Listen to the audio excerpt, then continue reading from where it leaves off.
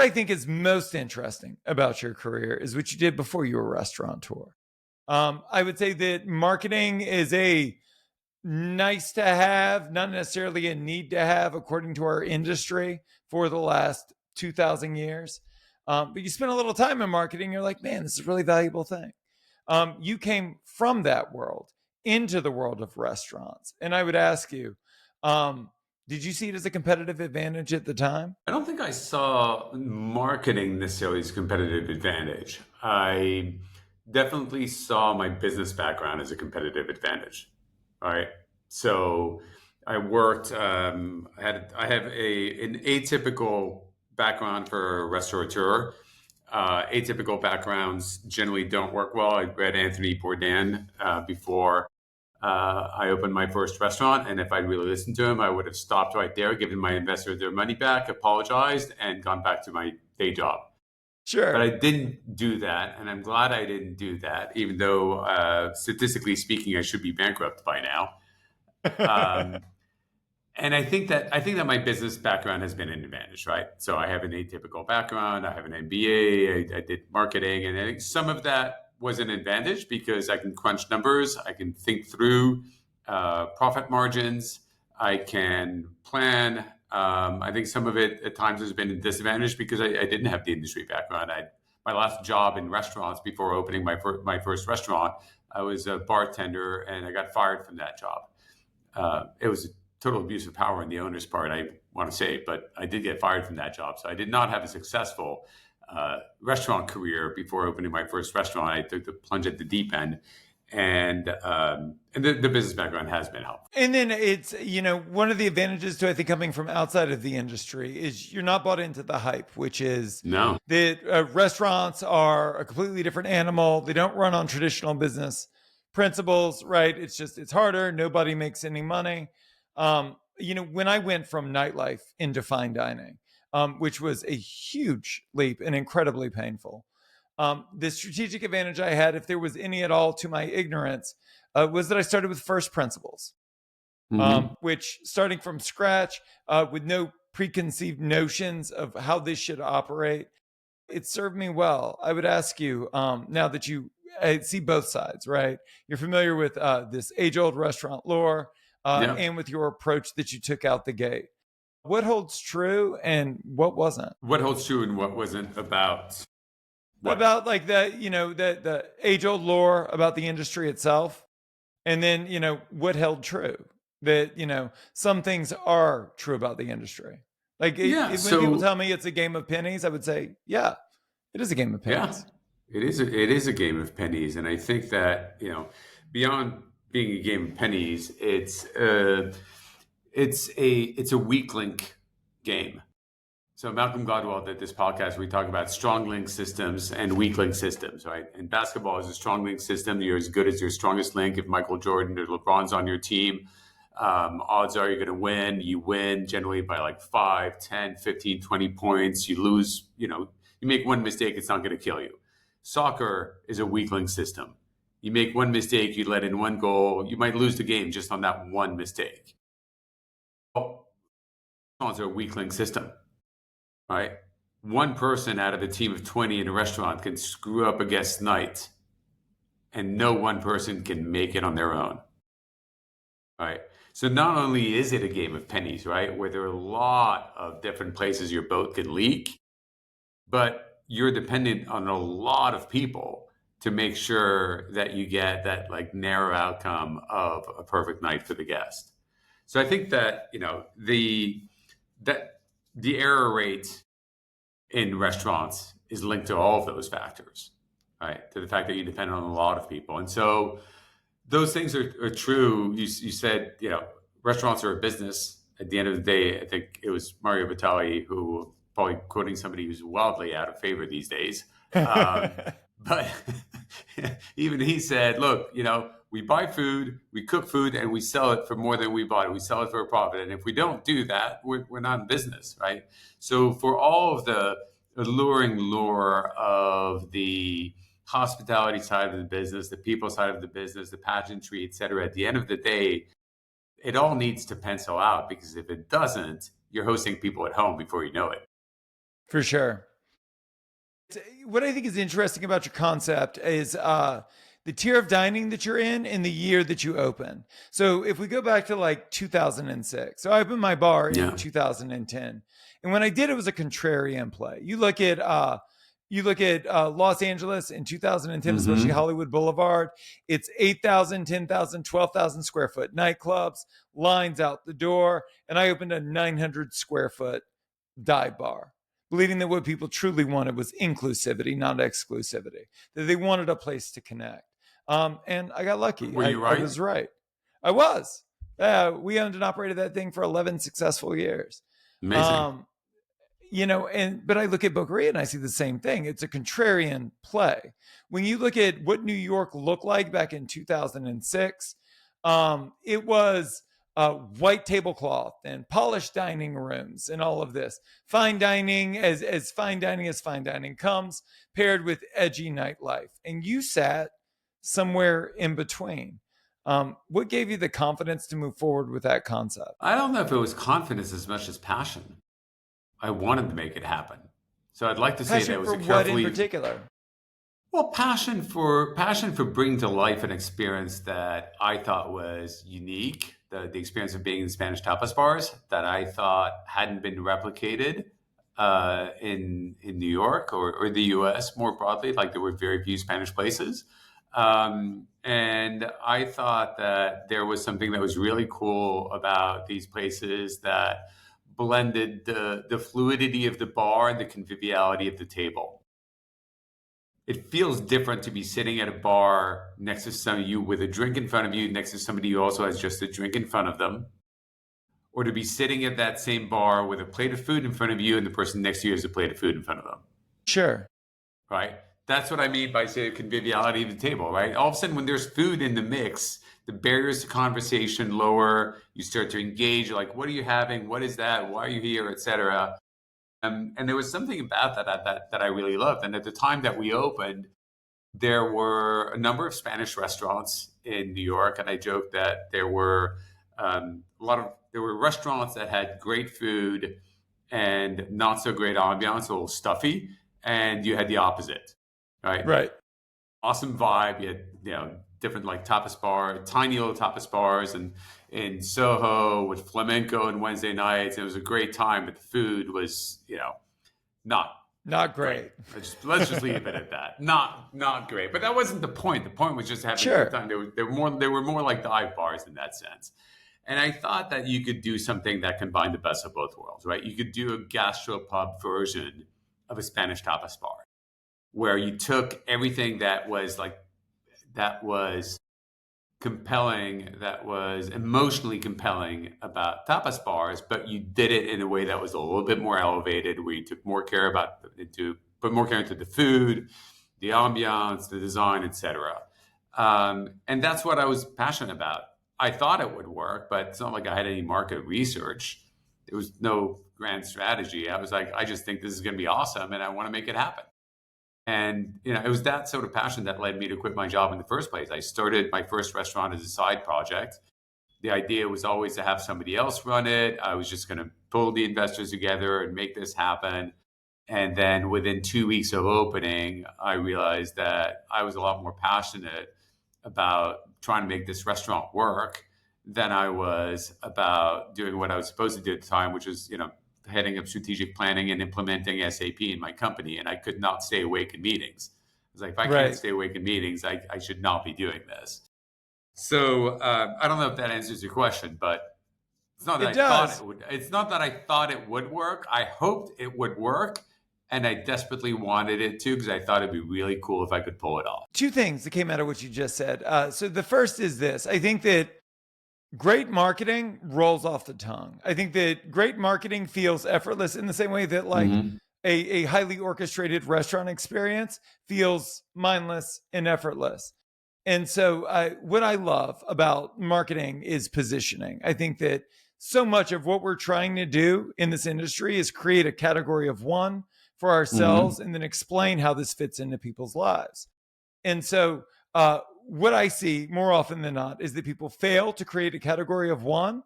because it's not original? Or Mm-hmm. did they go so far to the other side that we have now escaped into some weird alternative reality that nobody actually wants to be a part of? And so here's how you described your brand. You said that it was a gastropub meets Spanish tapas bar. And what you did there was you took two familiar concepts and you put them together in an unfamiliar way. The film industry does a really great job of this, right? Like they'll Mm-hmm. pitch a movie, they don't tell you the storyline, they say it's Bridget Jones' This Diary meets meets that, right? Indiana Jones, right? And when you do that, people know automatically, like, this is for me or this isn't for me. This is a movie I would see, this is a restaurant I would patronize. What you just did there, I would assume you didn't have out the gate. I would assume that, right, that when you would explain it to people previously, it took you 15 minutes, right? And then eventually you just whittle it down to its essential element, which is this is a gastropub meets that. How intensely did you work towards like being able to describe it in such a succinct way? Because I think for a lot of people, they God, struggle yeah. with it. You know what I mean? Well, it's hard. It's like that old aphorism about apologizing for writing a long letter because they didn't have time to write a You're short one, right, right? for sure. It takes a lot of effort to simplify and to distill an idea to its essence and communicate it into as few words as possible, right? And by the way, like one of the things that we have to do as leaders in an organization is the same thing, right? You want to distill what you want people to remember into as few words as possible, have it be really hard hitting, and then repeat it over and over and over again.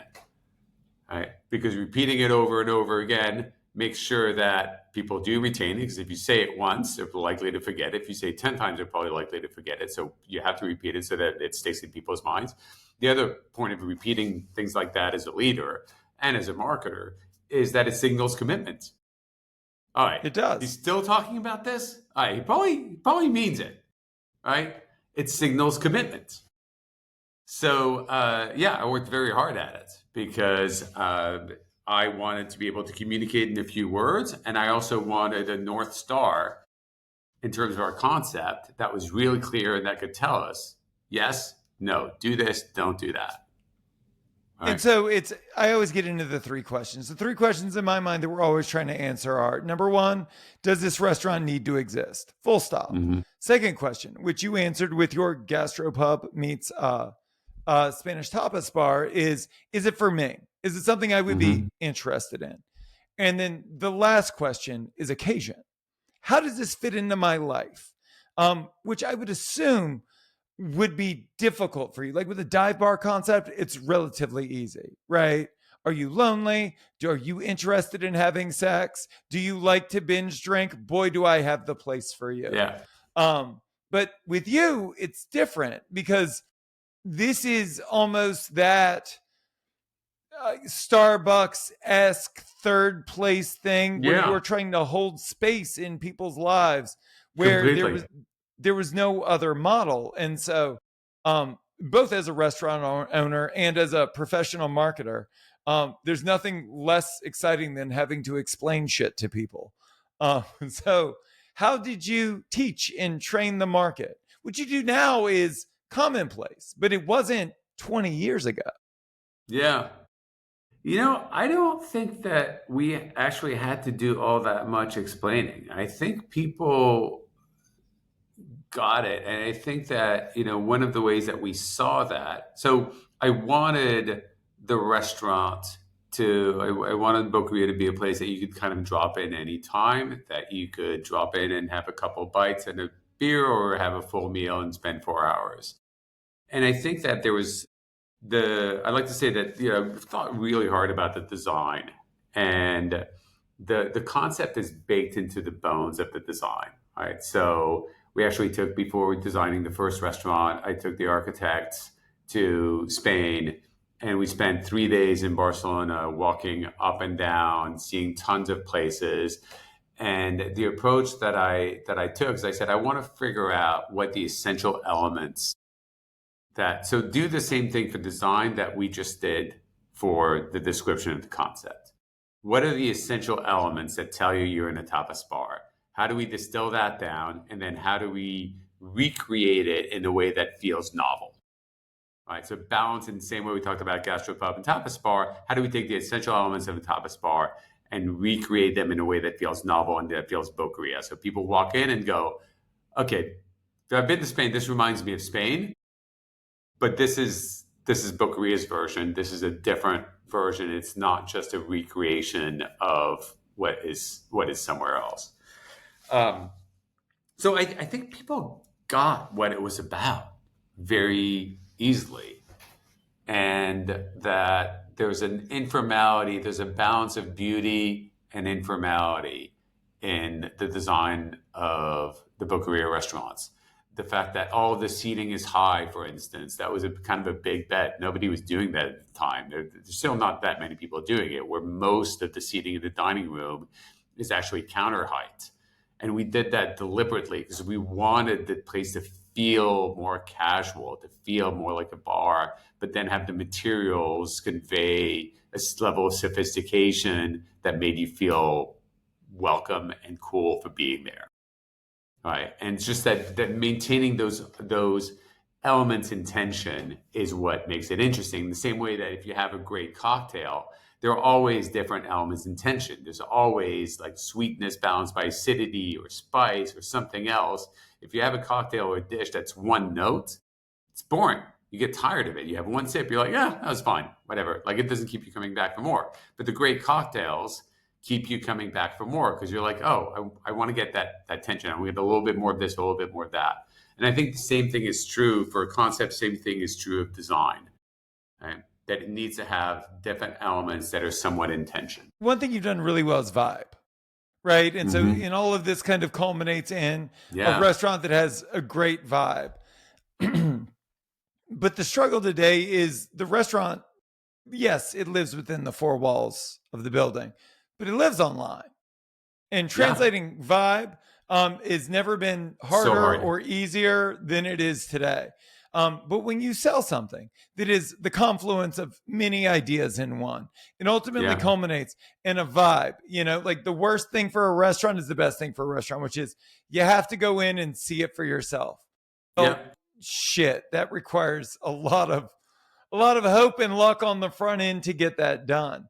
And then you look at 2006, and I think the iPhone came out in 2008, if I remember correctly, or Maybe ish somewhere around there. around there, right? Yeah. And so that being the case, like as a non-restaurateur opening a restaurant into like the advent of digital media, so much has changed over the last 20 years. How have you guys evolved as a result of that? Man, business in some ways the business is exactly the same, and in some ways the business is radically transformed. So when we opened the first Boqueria, we didn't take reservations Right. at all, zip. And my thinking behind that at the time was that I really wanted to be a neighborhood spot. I felt like we were going to get media coverage, and at the time, the New York Times review could still completely make or break you.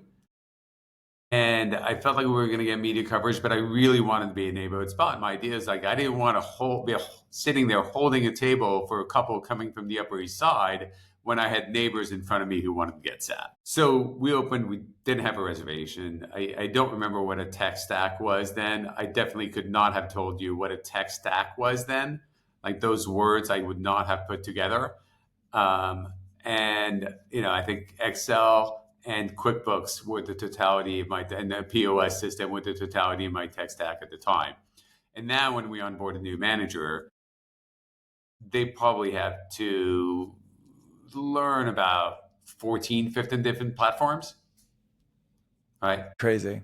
They have to learn how to use 14 or 15 different platforms that have been added over the course of time because every time it looked like it was going to make our life easier, and it does make that task easier. But the level of complexity, tech complexity that a restaurant manager has to deal with these days is night and day. So that's within the four walls and in the back office and back of house. Same is true of marketing. So you're talking about marketing and you know, I about a year ago, I directly took over the responsibility for our marketing. So I had a VP of marketing. She left, got a great job for a competitor, and I was happy for her. And I was like, all right, you know what, I got to dive in and really understand what we're doing. And the complexity of the marketing environment is ridiculous. Oh And my the God, tools for that we sure. and the tools that we have to deal with them are not great, For right? sure. And so I've spent a lot of time, I'm back into Excel now. I've spent a lot of time trying to understand where is my business coming from? How does Right. Google, how does Google work? How much of my business is coming from Google? How is it going through Open Table? How is it going through Resi? Same thing for my website. How is my website performing, et cetera? And the entire environment has gotten much more complex, and we have greater tools, but it's kind of I forget what the game theory analogy is, but essentially, like we don't get ahead, we just don't fall behind. Right. So everybody has to start. It's like AI, right? Pretty soon, you're not going to get ahead by leveraging AI as much as you're going to avoid falling behind, like the people who don't leverage it. I was at this marketing mastermind, and I was sitting next to Dan Martell, who is a prolific marketer in his own right. I got to, And I got to write that name Dan, down. I could use oh, I he's could use some marketing gurus. fantastic guy. He specializes in SaaS. This was probably 18 months ago, and we're sitting next to each other, and everybody turns to him because like this is the guy on the bleeding edge of everything. And I'm sitting around a room full of professional marketers, and everyone's nervous, right? Like it's because it seems like AI is coming for your jobs. Mm-hmm. And what he said, and I think it holds true for our industry as well, is he said that marketers will not be replaced by AI. Marketers using AI will replace marketers not using AI at scale. Thousand And that's what you're percent. saying. What you're Yeah. saying is that a 100-person agency either 10x's without hiring on a single body, or they maintain current revenue levels and they scale back.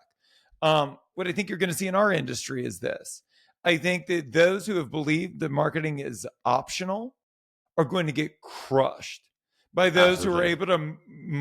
able to market even at a mediocre level, but at scale is just going to crush the competition. And Yeah. that's not to say that marketing shouldn't be great. I don't know if you spend any time on LinkedIn, but it is an abyss of like homogenized AI created posts that all Mm-hmm. sound the same and all look the same. But there is Yeah. a way to use it in a way that amplifies your voice and gives you the ability to do so much more for people. And I think it's incredibly exciting, especially for the independents out there. But I think that it's terrifying for those that don't lean in. And I think it's exciting and terrifying for most people, right? Because it's exciting because you're going to be able to do things that you couldn't do before. You're going to be able to do things faster that you didn't do before. But so is everyone else. And so, what's your approach to marketing? So you take it over. I mean, if I do this for a living, but just to oversimplify, if we're looking at like the four levers in your business, the four levers are going to be like your per customer average spend, right? Mm-hmm. It's going to be the diversification of revenue. So we're talking about like bulk gift card sales, catering and event sales. The third one is going to be new customer acquisition, the crack cocaine of our industry. And then number four is going to be customer frequency. And like, Yep. if you were going to, sure, there's other shit, but this is the shit that makes you money. And so, like, if these are the things we're focused on and you take over marketing, knowing that, like, to divide your attention is not the best use of your time and bandwidth, um, where do you start? When you looked at those four categories and you decided to take over, where was your central focus? So my first line of defense, my first step was to really try to line up everywhere we were spending money and everywhere we were making money, and understand whether and how the ways that we were spending money were leading to making money or not. Where Sure. was my return on spend? Where was my return on effort? Were we spending the right amount of time on the right channels? Right? So we were spending a lot of time in email, but the more I dug into email, the more I realized like we really had a problem with our domain reputation, and our email was driving less than 1% of our website traffic. I said, wait, hang on, what are we doing? Let's stop, right? I fixed the tool and then circle back once we fixed the tool. I realized that my website was driving a lot more of my guest traffic than I thought it was. So just by putting together a really simple picture, which took a while to put together because the idea is simple, the reality of the data is not. Sure. Right? Of everywhere we're spending money, what does the funnel look like? And how does it lead to more guests? That gave me a lot of insights. And to answer your question of those 4 levers, we've spent time on diversification and new guest acquisition. Why? Diversification, because we had a lot of upside in events and we have been growing this year, and a lot of our growth has been event driven. Our event business is just on fire. We redid our website and we tripled the amount of leads that we're getting for event inquiries. That was a huge, huge win. So that's one area. And then new guest acquisition, I think that all of the efforts that get you new guests also get you repeat guests. Because although you have loyalty programs and you can email your guests and try to get them to pay, et cetera, the same things that you're doing to try to get new guests, which is increasing your visibility online, SEO, maximizing throughput of your website, Google Business Profile, getting your into the map pack, converting that, making it an alluring business profile so you actually convert your views to reservations. All of those things get you new guests. They also get you repeat guests, because just because somebody's been there before, it doesn't mean that you're top of mind. So the same things that you do, we were on the phone the other day with the head of our CRM company, which focuses on restaurants. And I said, on average, across all the restaurants that you support, what is the percentage of guests on any given night who are new guests? What do you think he said? 80%. He said 2/3, actually. Interesting, he thought 80%. He said 2/3. The statistics that we've run on this side are it's startling. It's startling, right? And nobody thinks. But then you look at your dining room and you say, that is true. I don't actually know, but maybe 20%. Right. It's absolutely the case. And yet so much of the marketing conversation when you go to conferences is around mining your repeat guests, right? Increasing frequency, getting people to come back, loyalty programs, etc. But most marketers don't really understand, I think, from everything I'm seeing, how the 80% is getting there and how the different components of your marketing mix are getting you that 80%. And by the way, those same elements are getting you the 80% who've never been there. And they're also reminding the other 20% that, hey, remember me? I'm here. So the new guest acquisition, to understanding the marketing funnel, how different components are driving people to us, what's working better, what's not. When we do something, is it working? Putting together a data analysis package for marketing that really gave us a finger on the pulse of our marketing funnel was a huge order of business, and we're still working on it. Well, something that you brought up that I think is incredibly important is threading the needle. So my whole life, all of my business has changed overnight when I said, what we're not going to do is we're not going to assume a positive outcome. What we're going to do is, like anything that we do, that we invest time or money in, we need to be able to thread the needle between this and a specific result. To bore you for 30 seconds, I've seen probably 3 episodes of South Park my entire life, but I saw one episode that changed my entire life. The idea behind the episode was that there were these elves. They were going around South Park stealing everybody's underwear. And the joke throughout the entire thing was that they kept repeating, step 1, steal underpants. Step 2, millionaires. And the joke was, there's fucking nothing in between. It's just air, right? But then, like, you look at, like, speaking for myself, like the average restaurateur's marketing strategy, and it's like, we're going to LTO this thing, and it's going to be amazing. Huge. Full stop. That's it, right? It's going to be bigger than Elvis. We're going to have to brace. The chef's like, what if we get too busy, right? Like, it's this whole thing. And then, I right, love that question. because that's what, right? Every manager, every chef, like, what if we get too busy? That's a first world problem. We will deal with that later. Right? May that be the problem. I joke with my team. I said, listen, as long as people coming through the front door, everything else is just work. Absolutely. Everything right? else is just work. We can figure it out, right? It's when you don't have people walking through the front door that's it. That shit gets real. Changed my life. When you're like, it is hard work changing sales trajectory. I mean, listen, the restaurant industry, the last 2 years have been the toughest years in the business for me. Absolutely. Like the environment has been incredibly tough. Right? We went through COVID, and COVID was like a surface storm. We all got the same storm. Everybody could see it. Nobody could deny it. It was very clear. What was going on was pretty damn clear, and everybody got slammed by it. And then the last 2 years, it's been like something's going on under the water, but we're not quite sure what it is. Sure. You get a random wave that knocks you out. Sometimes things go in the right direction. Sometimes they don't. There are all sorts of things happening under the water. It's not clear exactly what's going on. People ask me, they say, well, why are you down in this location? I'm like, I don't know. That's the truth. I don't know. We're guessing, right? Because people are not back in offices. When they are in the office, they're less likely to go out afterwards. How many people are on Ozempic, and how is that affecting ordering behavior? For sure.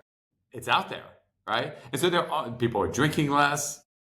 Like, I don't think your dive bar would be doing as well these days. Well, I don't know. No, certainly not. Maybe that clientele would still be there.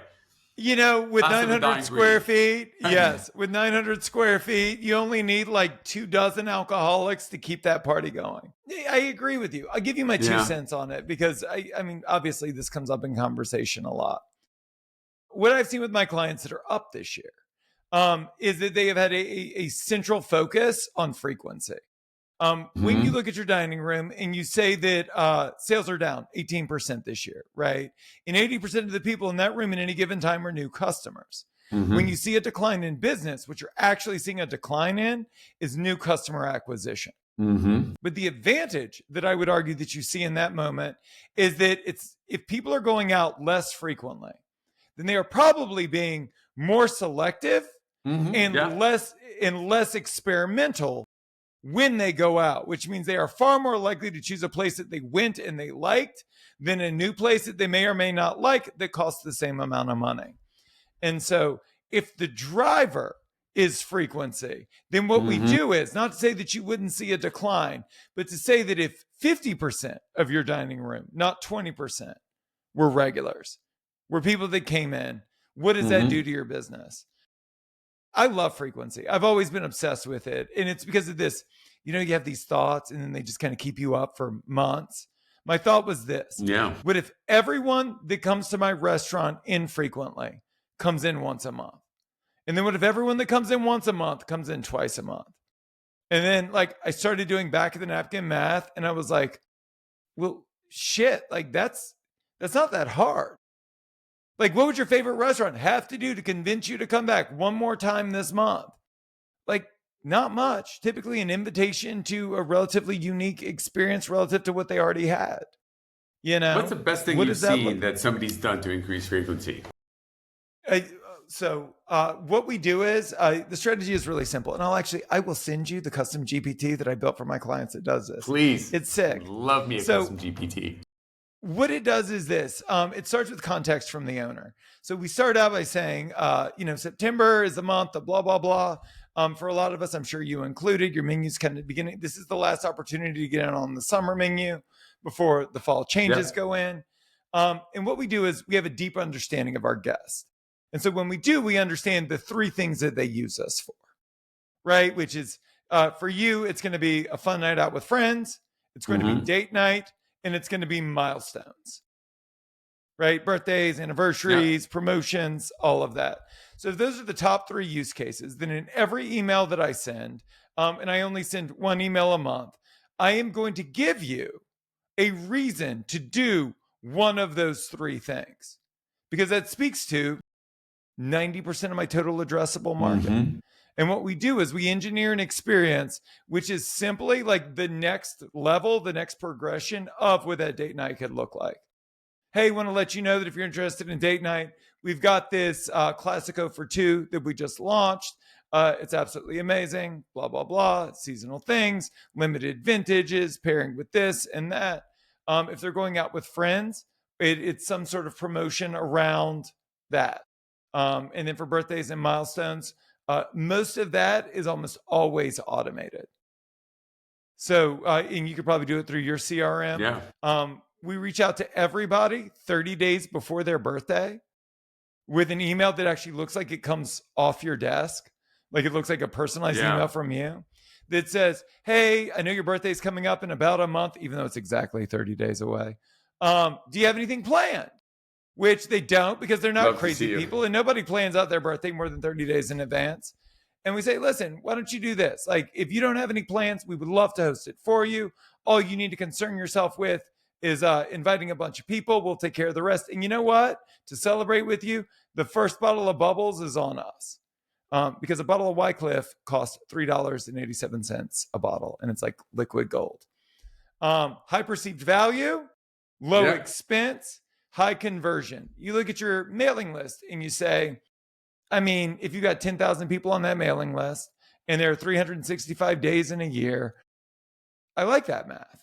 Mm-hmm. I do. And if they don't respond to that email 7 days before their birthday, they get an opportunity to come in on their actual birthday for a dessert and a glass of bubbles on the house. Yeah. I love that. Because what I'm trying to do is show place. How do I fit into your life? You know? For me, that's everything. The other thing is, to speak to your point, is B2B catering and event sales. Mm-hmm. My fine dining restaurant, it was only open by the end to advertise my private events business. That is the only reason I actually kept the restaurant itself open. Because when I started making money, tens of thousands of dollars at a time at a guaranteed 30 to 35% margin, it's the only business I'm interested in being in. We were open like the last December. We were open like 11 days to the public. Wow. That was it. Everything else was sold out. Events. Yeah. Just events. Because I mean, that was transformative for us. Yeah. You know, like everybody's making great money. It's funny. You were talking earlier about our being counter-cyclical or contrarian when we opened, and the environment was very fine dining. In a sense, I think we're still very contrarian. We haven't changed. But guess what's changed around us? Like the most thriving sector of the hospitality trade these days, private clubs. Yes, they're especially in New York. They're popping up like mushrooms after rain everywhere, right? And I have very mixed feelings about it. Maybe I belong to some private clubs, not anymore. Actually, I've given all of it up because I just feel like it's fragmented. It's the opposite of the dive bar in every way, right? Because it is fragmenting our society even more. Because you have a certain segment of society that is walling itself off. It's like it's taking one of the last vestiges of common spaces other than the street, which is restaurants and bars, and turning them into gated communities. Right. Right. It's a walled garden. We're the opposite of that. Right. We're the opposite of that. And in doing so, again, when we look at the audience, 80% of the people that are in there every night are new. Mm-hmm. Especially like in taking over marketing and being around. Like it was so easy when we were around. Once the bar was around 10 years, I knew everybody knew it until the minute that I realized nobody knew. Nobody knew, because the second largest city in the country, you live in the largest city in the country. Nobody knows. After 20 years, nobody knows you exist. It is incredible. Like I think that the biggest underestimation that we make in this industry is how hard we are. Oh my God, for sure. Yeah. You do it all the time, right? Like you meet people and they're like, so what do you do? And you're like, I do this. And they're like, oh, what's that? Is that new? And you're like, it's been around 20 years. It's around the corner from your house. Yeah. Yeah. No, so, it really is amazing how much we overestimate how our notoriety. And because there's a lot going on. I mean, think about New York City. Look, I was scratching my head when they think about, okay, well, our repeat rate and people are, and the rate at which people are coming back is too low and why, et cetera. And I was thinking, I was like, well, because there's so many options. Like, how many Right. places do I go back to twice? Like, the bar is pretty damn high for For me to sure. go back to the same restaurant twice. I feel like the value was really great. The food was good. I was well treated. People acted like they wanted me there, took good care of me. It's close enough. I'm in the neighborhood. I mean, there are a lot of criteria that have to be met for me to repeat a restaurant. And so let So me I shouldn't ask be you, have, surprised that the repeat rate is low. It doesn't mean that we're, and the thing is, like, I run into people who are like, oh, I love Korea. I was like, well, were you like there last? I was there a year ago. And I right? You don't love genuinely, it I believe enough. every, I Right. don't, yeah, I'm angry, but I believe every part of that. I believe they love it, and I believe they haven't been back in a year. Both of those things are true, but when you're sitting there trying to drive business, those are hard things to accept. Like, damn it, we did everything right. They freaking love it. They told their friends about it, but they have not been back because there's so many criteria that have to be satisfied to go back to the same place or to go back with any level of frequency. Like, if you're not in the neighborhood, like Have you found have how you found high a a life bar hack is though? it? What? Have you found a life hack though? I mean, have you figured out like what is that thing for your business that does it? Even in theory, even high level, do you know what it looks like? I don't think I have an answer that anybody else hasn't thought of, right? So, why do I think we stick in people's minds? It goes back to your segment of one. That was different and it was good. That was Business different and side. it was good, right? Right. But on the business side, you look at these ebbs and flows, and it has been a hard 2 years. I can't imagine any worse than when you were going through the financial crisis of 2008, which I would This has assume you actually probably been didn't even, harder. No, this has been harder. has it really? Yeah, well, because I think we were different. I don't think we know. I know we were at a different point in our life cycle. So we were Teflon then. Sure. We were so young that we had excess demand, right? And so, when overall volume came down significantly in 2008, we were still fine. So Has we your were at a different market, point in our life cycle. you bring up life cycle, has your market aged with you? Like I What do you sold the mean? bar after, like I sold the bar after 11 years when I was 20 years older than like the people that were patronizing it. You know what I mean? It didn't, I saw this place. It was like a great time. And then I was like, this is a lawsuit waiting to happen. I am going to liquidate this thing for sure. And so I would ask, like, because the brand evolves with you, right? Because it's an extension of self. So has the Yeah. market evolved with you? I'm thinking about that question. I'm not sure that it has. I think we have a pretty broad appeal. So I will I would see. agree. I think our age range is early 20s to 60s plus, depending on the time of night, depending on the place, and Sure. even on the same night, same place. It's pretty broad. Which now I think about it, it's kind of amazing. I love that, right? Yeah. Like I was talking earlier about elements being intention, creating interest, right? Yeah. And here's another sort of combination of elements and tension that make a place interesting. People who are different and yet would share another room together. Here's what I mean by that. You know when you walk into a restaurant and it feels like an airport restaurant because the people in that Yes. room have nothing in common, right? Everybody's alone together. Yes. Everybody's alone together, and I call it an airport restaurant, right? Because just because Yes. you're catching a flight at the same time doesn't mean you have a damn thing in common, right? Right. Those places don't feel good. It No. just it does not feel good, right? You want to walk into a place where there's enough diversity, enough range of ages and the way people dress, etc. But you feel like there's a common thread, and those people could be in the same room together in some other place. They could be in an art gallery, they could be in a museum, they could be in a movie, whatever. But there's some, even if you can't put your finger on it, right? Yes. That makes for a vibe, Love right? that. And it could even be that they live in the neighborhood, right? You're going to have a range of different people who live in the neighborhood, but they're all in that neighborhood. And so you have that tension of diversity of, ages, professional backgrounds, etc. But there's something that ties them together. So what should we steal? Go, please continue. No, so Please, just to answer your question about aging, I think that I don't know that the crowd has aged with me. I know that I have aged at about twice the rate of time that has elapsed. But there's no question about that. But has the crowd aged? I'm happy to report I don't think it has. That's great. I think we're still sourcing new and younger guests. And thank God, because otherwise we'd be in trouble. What should we steal from you? What are the tactics, the tools, the strategies that have served you well throughout your career that we could internalize, that would benefit us? Paranoia. For sure. Amen. Double underline that.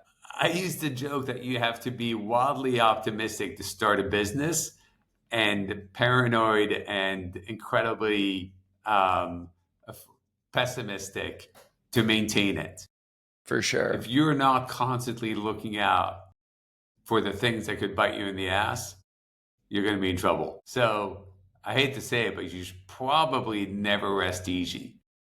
You should not lose the passion. You should not lose the passion that got you to start it in the first place, but you should also never rest easy.